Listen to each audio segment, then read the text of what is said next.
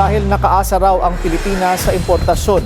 Malaking dagok ang krisis sa langis ngayon. Ano nga ba ang dapat gawin ng gobyerno? Alamin sa Agenda Report ni Che Sulit.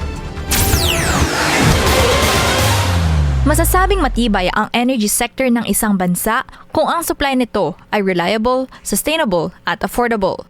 Pero habang tumataas ang gastusin ng iba't ibang sektor dahil sa pagsipa ng presyo ng produktong petrolyo, lumalaki rin ang banta nito sa energy security ng bansa.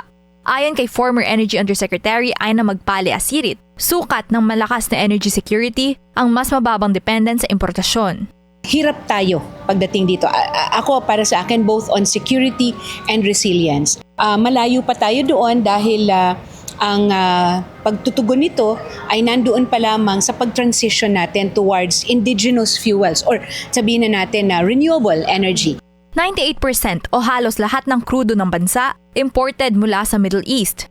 At dahil sa disruption sa Strait of Hormuz dulot ng sigalot sa rehiyon, tila malaki ang naging dagok nito sa supply chain ng langis sa bansa. Una na ring ipinahayag ni Energy Secretary Sharon Garin, pinag-aaralan pa ng DOE ang diversification ng energy portfolio ng Pilipinas. Pero kaakibat nito ang pagpapalakas ng investor sentiment, bagay na tila mahina pa ayon sa ilang industry players.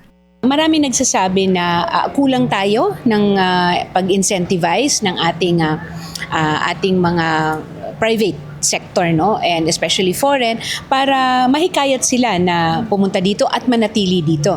Ayon naman sa advisory firm na Climate Smart Ventures, matagal nang vulnerable ang power sector ng Pilipinas sa climate-related risks. Pero tila mas lumala pa ang status nito dahil nga sa dependence ng bansa sa imported oil. Kaya pangamba ng CSV, kung hindi agad matutugunan ang pagsirit ng presyo ng petrolyo, malaking balaki dito sa progress ng rural electrification. Halos 1.2 million households daw ang apektado ng krisis.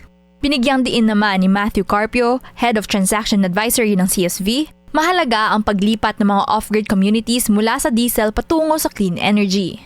Aniya, maaaring magtayo ng sariling source of energy ang mga electric cooperative sa mga isla at malalayong lugar para hindi na masyadong umaasa sa diesel.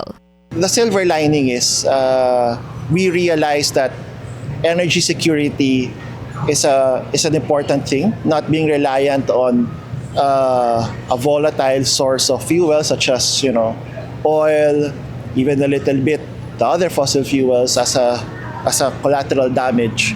Hinihikayat ng mga eksperto na makamit ang mas matibay na energy security sa bansa para sa oras ng krisis, walang pangamba. Dahil sigurado ang supply, kontrolado ang presyo at hindi nakasalalay sa ibang bansa.